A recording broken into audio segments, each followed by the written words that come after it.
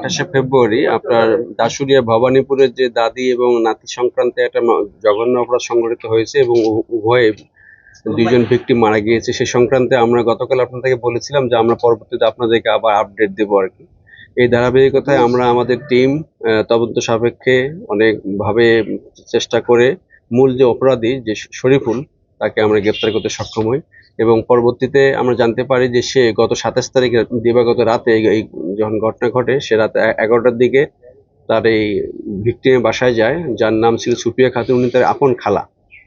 সেখানে গিয়ে তার সঙ্গে কথা বলে এক পর্যায়ে যখন সে নাতনির সঙ্গে দেখা করতে যাবে এরকম সময় তার খালা বাধা দিলে পরবর্তীতে সে তার সঙ্গে একটা কঞ্চি ছিল, হাতুড়ি বাটাম যেটা বলে, ওটা দিয়ে সে তাকে মারে এবং সে তৎক্ষণাৎ সে ওখানে মারা যায় বা অজ্ঞান হয়ে যায়। এর পাশাপাশি সে যখন ভিকটিমকে সেতু যে জামিলা আক্তার সেতু রুমে যায়, রুমে গিয়ে তাকে দেখে যখন চিনতে পারে তখন তাকে সে আবার ওই হাতুড়ি দিয়ে পিটায়, মাথায় আঘাত করার সঙ্গে সে সেন্সলেস হয়ে যায়।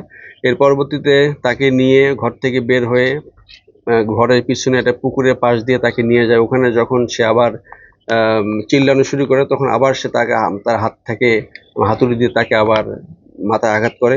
এরকম করে পুকুরের কর্নারে চলে যায়, পুকুরের নিচে চলে যায় এবং এই সমস্ত কিছু যা আমাদের একিউজড শরীফুল তার বক্তব্য অনুসারে তার দেখানোর মতে আজকে ঘটনাস্থলে গিয়ে আমাদের টিম এডিশনাল এসপি অপরাধ, পাশাপাশি এই মামলা তদন্তকারী কর্মকর্তা সাব ইন্সপেক্টর বেনু ডিবির টিম সহ সকালে গিয়ে আসামিদের স্বীকারোক্তি অনুসারে ওখানে যে ঘটনাস্থল যেখানে পুকুর ছিল সেই পুকুর থেকে আপনারা দেখছেন যে এই দুইটা জিনিস উদ্ধার করে। পাশাপাশি কালার এক্সপার্ট এবং ডার্ক স্যাপ সমৃদ্ধ অরিক্স অ্যাডভান্স ডিটারজেন্ট পাউডার, আপনার লন্ড্রি এক্সপার্ট। এবং তার বক্তব্য অনুসারে সে যখন পুকুর থেকে তাকে নিয়ে যায়, যখন টেনে ওঠে তখন তার প্যান্ট ভিকটিম যে সেতু পায়জামা খুলে যায়। এর পরবর্তী তাকে আবার সামনে কিছু দূর নিয়ে গিয়ে যখন আপনারা অবশ্যই ঘটনাস্থলে ভিজিট করে, ওখানে একটা নতুন বাসা হচ্ছে, ঘর করতেছে, তার পাশে একটা ফাঁকা জায়গা যেখানে সর্ষা ক্ষেত ছিল, সেখানে নিয়ে গিয়ে তারপরও তাকে ওখানে সে একটু সেন্স আসে এবং চিল্লায়, তখন আবারও তাকে মাথা আঘাত করে। এই আঘাতের প্রেক্ষিতে সে মারা যায় এবং মেয়েটাকে সে ধর্ষণ করে ওখানে আর কি। আমরা এই প্রেক্ষিতে এই যে একটা জঘন্য অপরাধ সংঘটিত হয়েছে এই সংক্রান্ত আমাদের টিম সকলের সহায়তায় এবং এটাকে আমরা ডিটেক্ট করি। পাশাপাশি শরীফুল সে এটাকে স্বীকার করে এবং তার পরবর্তী আপনারা দেখছেন যে আমরা ঘটনাস্থলে গিয়ে তার দেখানোর মতে তার ব্যবহৃত যেসব যন্ত্রপাতি সে জিনিস ব্যবহার করে তাকে আঘাত করে এবং পর্যায়ক্রমে যে victim Sufia Khatun 65 years old, পাশাপাশি তার নাতনি যে আছে জামিলা আক্তার সেতু, তার বয়স 15, সেও এই দুইটি জিনিসে এই আঘাতপ্রাপ্ত হয়ে মারা যায়। তা আমরা চেষ্টা করছি যে গতকাল আপনাকে আমি বলছিলাম যে আমরা পরবর্তীতে এসে আপনাদেরকে বিস্তারিত জানাবো।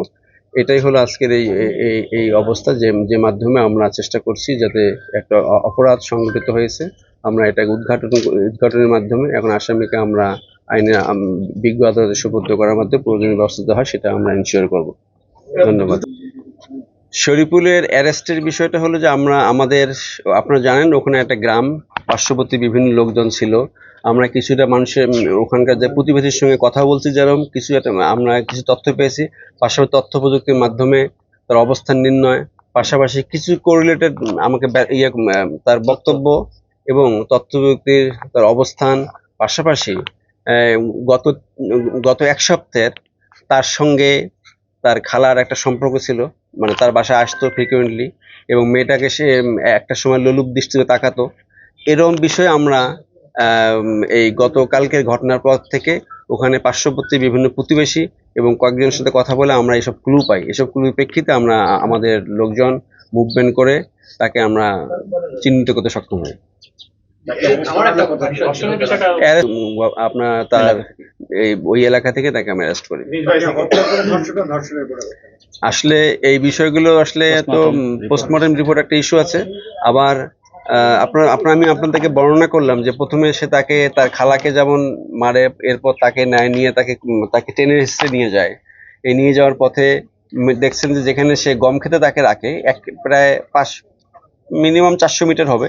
এই ডিস্টেন্স যাওয়ার পথে তাকে বিভিন্নভাবে নিয়ে যায়, যেখানে সে জ্ঞান ফেরে তখন তাকে আবার হিট করে, আবার আঘাত করে। এই প্রেক্ষিতে আসলে ওর বক্তব্য অনুসারে যখন সে তাকে ফাইনালি নিয়ে যায় এবং উলঙ্গ করে, তখন সে গা ঠান্ডা হয়ে গেছে। ওর মনে হয়েছিল যে মেয়েটা মারা গেছে আর কি। বাট এই সময়ের মধ্যেই সে তাকে দর্শন করে। বাট এটা আমরা তো আইডিয়া করছি, পাশাপাশি আমরা টেকনিক্যাল যেটা ইস্যু ডিএনএ প্রিজার্ভ করছি, পাশাপাশি পোস্টমর্টম রিপোর্টের আলোকে আমরা ক্লিয়ারলি বলতে পারবো যে দর্শনের ঘটনাটা ইয়া হয়েছে।